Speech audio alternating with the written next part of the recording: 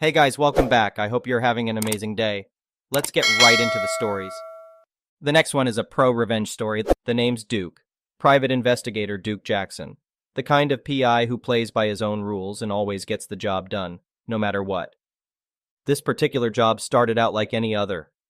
A dame walked into my office with a tale of woe about her low-life ex-husband Sammy. Sammy apparently had a habit of using his wife like a punching bag.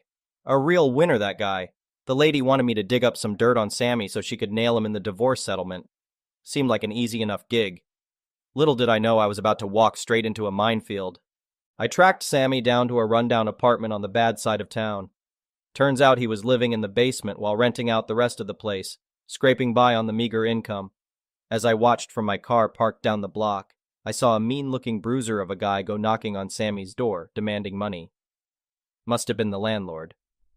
Sammy pleaded for more time, but the landlord wasn't having it. Kicked Sammy to the curb right then and there. I tailed Sammy as he drove off in his beat-up old clunker trying to find a place to lay his head for the night. That's when I got an idea. I made a quick call to the local impound lot, which just so happened to be run by an old pal of mine. We went way back from my days on the force. One favor for a favor. I had Sammy's truck towed and stashed away for safekeeping. Next morning, I placed an anonymous call to Sammy's lawyer and let him know where to find the impounded vehicle. I figured it would light a fire under Sammy to get my client what she wanted out of the divorce settlement. Sure enough, within 48 hours, Sammy caved. My client was satisfied, case closed. I decided to do right by Sammy in the end. Had my buddy leave his truck parked right outside the lawyer's office, keys in the ignition and gas tank full. Sammy walked out of that office broken, but at least he still had his wheels. Wherever he ended up driving off to, I hoped he got back on the straight and narrow. But guys like that usually never change. All in a day's work for Duke Jackson, PI. The cases come and go, but I'm always on call for any dame or gentleman in need.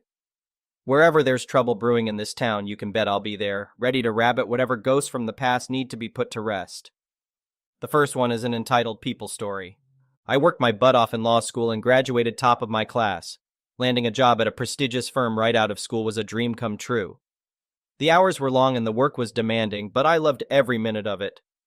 A few years in, I decided I wanted a place of my own, something I could call home after long days buried in legal briefs and files. I found this nice little house in a quiet neighborhood on the outskirts of the city. It was perfect, not too big, not too small, and it had a decent-sized yard. The best part was the price. It was well within my budget. I made an offer, and after signing what seemed like a million documents, the house was mine. The first few weeks were great. My neighbors were friendly and welcoming. Well, most of them at least. There was this one woman, who I'll call Karen, you know the type. She gave me weird looks whenever I was out mowing the lawn or getting the mail. I tried being nice and saying hello, but she'd just turn up her nose and walk away. One Saturday morning, I was out doing some gardening when Karen stormed over to my driveway. She started going off about me parking in the wrong spot or something silly like that. I politely told her I didn't realize there were assigned parking spaces in the neighborhood. Apparently, that was the wrong thing to say. Karen lost it. "Don't you know this neighborhood has rules?" she shouted. "Who do you think you are moving in here and ignoring our homeowners association guidelines?" I was confused to say the least.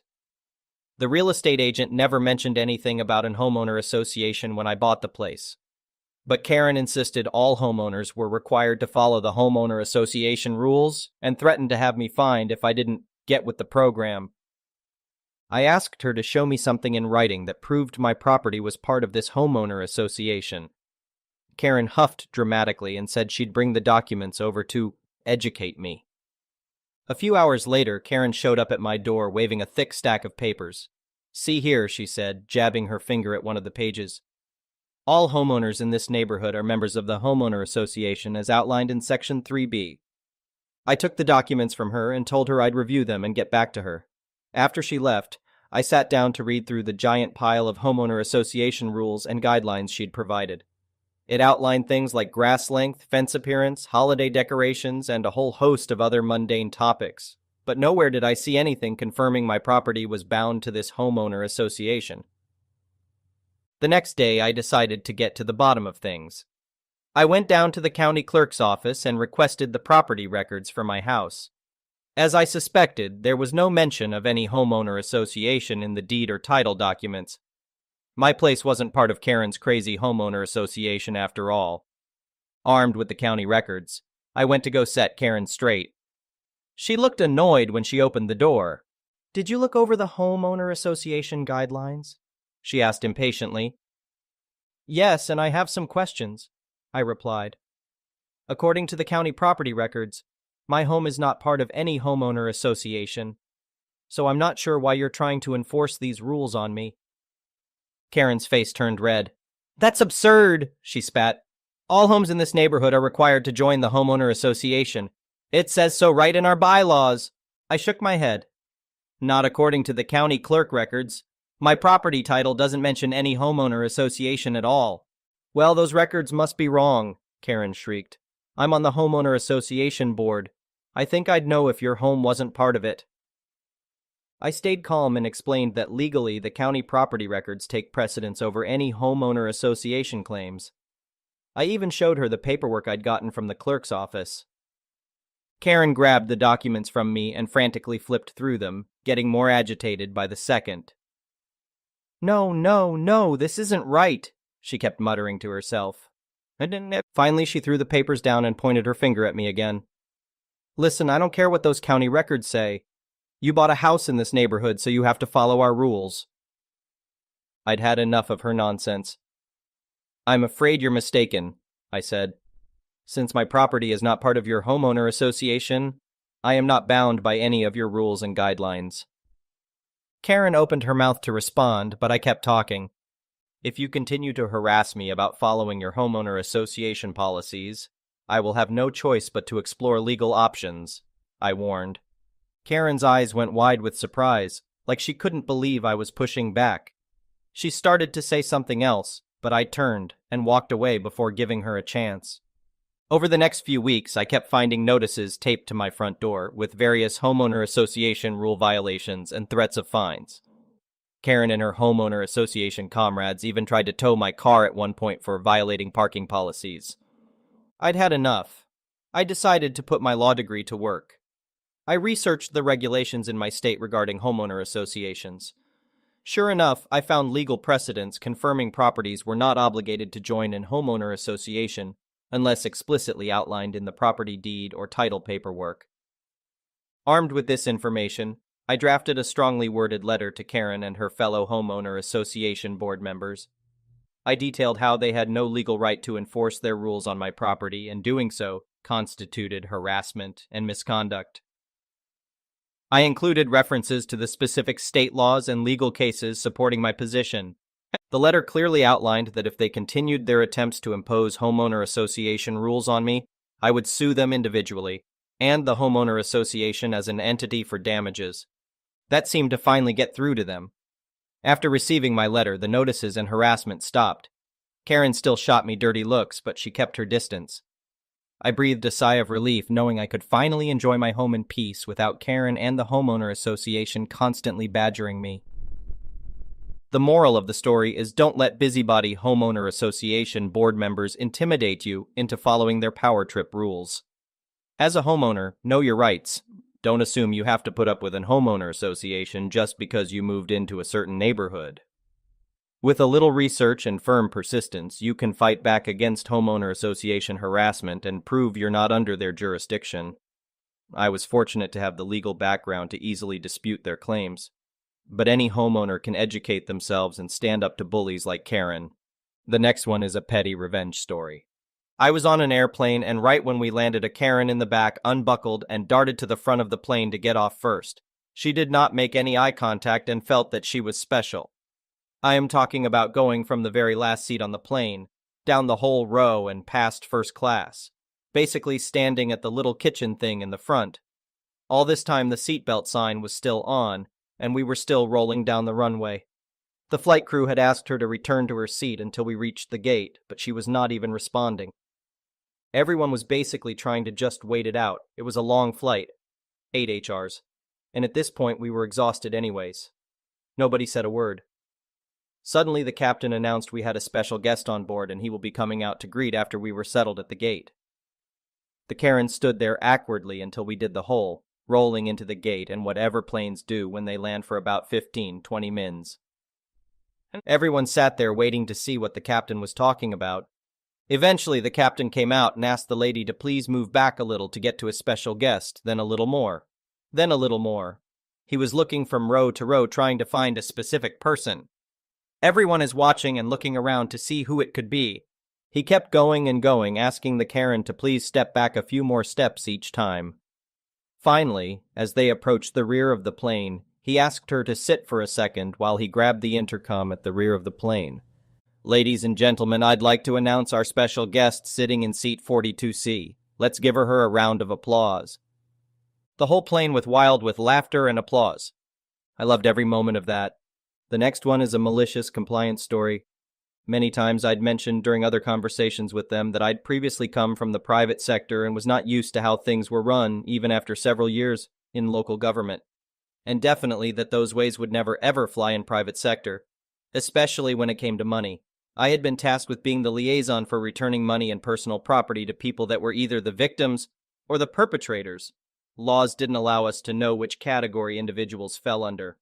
But if a judge said, give their property back to them, that's what I did. With the correct paperwork. Period. Of course, there were procedures. Proper paperwork had to be filled out, and a valid current state identification or driver's license, a court order, and an evidence voucher was needed. Everything had to match on all of the paperwork. Their full name, address, city and state, and a property receipt from the police department. If they came to me with a receipt that said John Q. Doe, then their identification had to say the same, not Jack Doe, not J.Q. Doe. You get it. It was supposed to be a surefire way to make sure that the right person claimed the property, and 99.99% of the time it was money US dollars.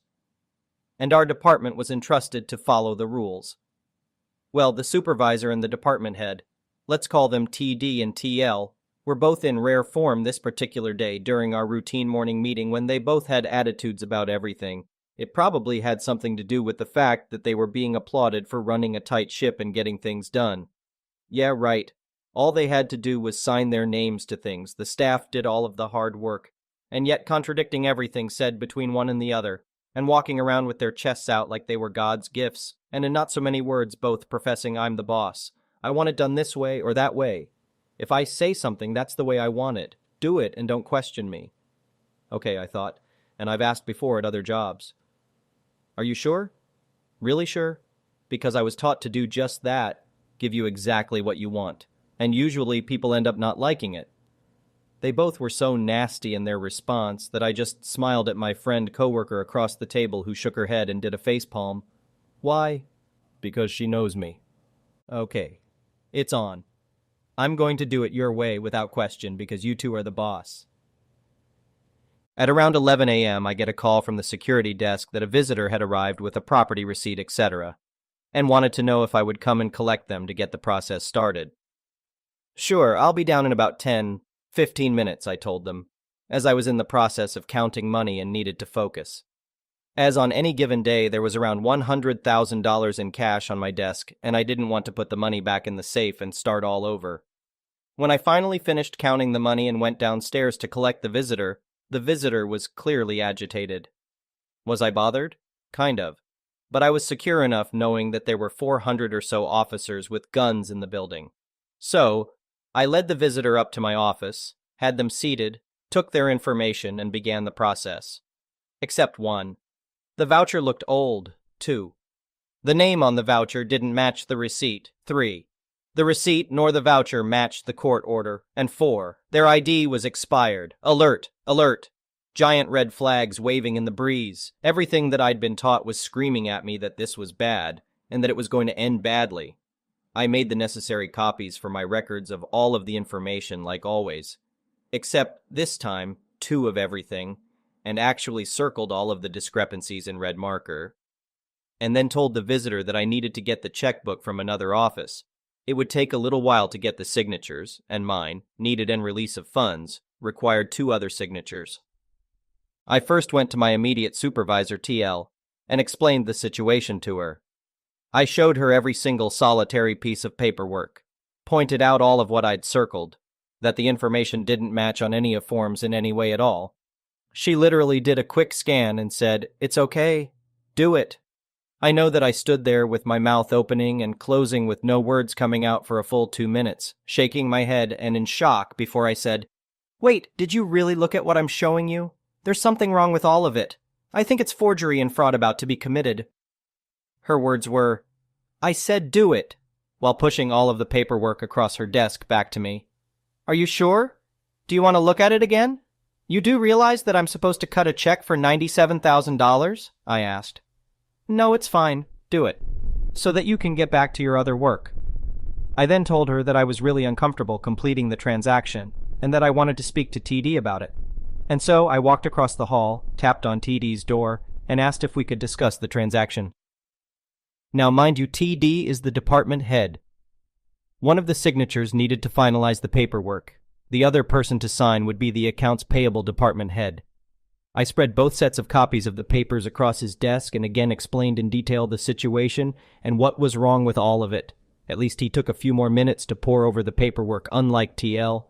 And so I thought, okay, he's paying attention. He'll see everything that's wrong with this. He'll make a call downstairs and have a couple of officers up here in no time. Nope. He literally said, "It's all good. Do it." TD, it's not all good. Please look at it all again, I pleaded. Now's a good time to tell everyone that I worked for lawyers for 5 years straight out of high school, and one of the best things that I've ever learned was what definitely became my lifelong motto: cover your own ass and don't take the fall for other people.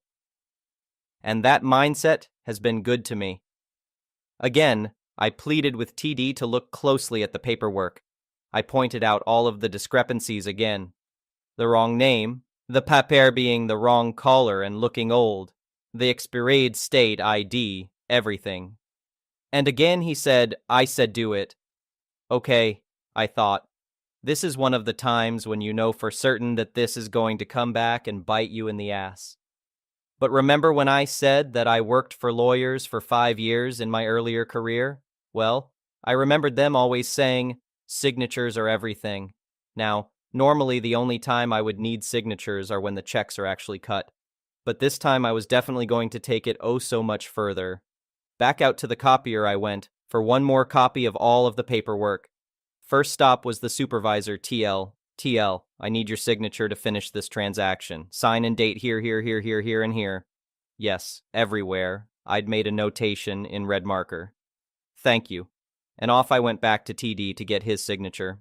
Sorry to bother you, TD, but I need your signature and date here, and here. All the while thinking, you two won't be having me accused and arrested for conspiring with a total stranger. With that done, I asked TD one more time, "Are you sure that you want me to complete this transaction after everything that I've pointed out? Cut a check and send the visitor on his way?" TD never looked up from what he was reading and said yes, so that's what I did. Completed the steps necessary to cut the $90,000 check and send the visitor on his merry way. 3 weeks later, all hell broke loose. "OP, my office now!" My head has never whipped back and forth so fast in my entire life as they both talked at the same time. TD beat red and TL wringing her hands in frustration. "Shut the door," TL said. And then I could barely understand what was being said, but eventually figured out that it was about the transaction and check that I'd written prior. Yep, we, and I say we very, very loosely, handed over close to $100K to the wrong person. They handed me a record of everything that was currently happening because of that transaction. The commissioner's memo, the judge's orders, the investigation procedures, the assigned case number and detectives, the names of the bank representatives. I was told that there was an ongoing investigation and I'd be contacted by the bank and detectives shortly, and lastly that I might be fired. "What do you have to say for yourself?" TD asked forcefully while slapping the top of his desk, to which I replied, "I did what I was supposed to do. I did what I was told to do. Don't you remember signing off on it all?" I said matter-of-factly. They both spluttered something to the effect of, "I would never." "I have an MBA and I've been doing this for 30 years. No, this is your mistake. This is not going to end well for you, etc." I almost burst out laughing because it very much sounded like the teacher from the Charlie Brown cartoons. You know, wah, wah. but I was in no way worried. I calmly got up out of the chair that I'd been perched on the edge of, excused myself, walked to my office, picked up my purse, and got my desk key out, opened the drawer, and pulled out the folder that I had made of that one particular transaction. I had purposely kept it separate from the other copies, just in case those papers somehow magically disappeared. Since TL was commonly and routinely famous for going through our desks, I walked back to TD's office and set the folder on his desk in front of him and waited. "What's this?" TD asked me. "Just open it," I said. He spent more time going through those papers than he had when he should have been paying a hell of a lot more attention 3 weeks ago. He finally looked across his desk at me with wide eyes, and I just blinked back at him, not saying a word. TL asked, "Well, what is it?" And so he hands her the file but never takes his eyes off of me. I swear that in that moment I could hear her gulp loudly. For me it was an "oh, so you two think that I'm going to take the fall for this one?" moment. No. Nope. Not today, not tomorrow, not next month, not ever. And then I waited some more. You could definitely hear a feather drop. The room had gotten so quiet. As I said, I did what I was supposed to do, just like you two told me. "Anything else you need me to clear up?" I asked. TD and TL couldn't speak. Neither could find their voices in the moment, so I just quietly left the office, shut the door behind me, and smiled all the way back to my office. What happened with the ongoing investigation, I'll never know. The subject was never brought up again. Hell, I did just what they both told me to do. They're the bosses, right?